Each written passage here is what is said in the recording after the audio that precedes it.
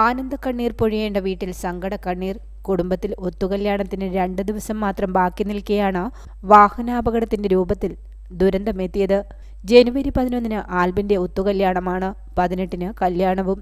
ആലപ്പുഴയിലാണ് വധു.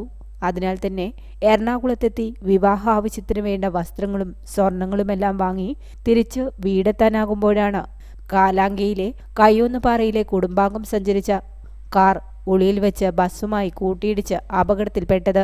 അപകടത്തിൽപ്പെട്ടവരെ നാട്ടുകാരും ഫയർഫോഴ്സും ചേർന്നാണ് വാഹനത്തിൽ നിന്ന് പുറത്തെടുത്തത്.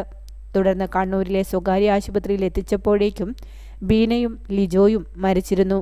ബീനയുടെ ഭർത്താവ് ബെന്നിയും മകൻ ആൽബിനും പരിക്കുകളോടെ ചികിത്സയിലാണ്. ബെന്നിയുടെ സഹോദരിയുടെ മകനാണ് മംഗലാപുരം സ്വദേശിയായ ലിജോ. ആൽബിന്റെ കല്യാണത്തിൽ പങ്കെടുക്കാൻ വേണ്ടിയാണ് ലിജോ നാട്ടിലെത്തിയത്. ഏറെ സന്തോഷത്തോടെ ആഘോഷം നടക്കേണ്ട വീട് സങ്കടക്കടലായി മാറി. കല്യാണത്തിനായുള്ള ഒരുക്കങ്ങളെല്ലാം പൂർത്തിയായ വീട്ടിൽ ദുരന്തമെത്തിയതോടെ നാടൊന്നാകെ ദുഃഖത്തിലാഴ്ന്നു.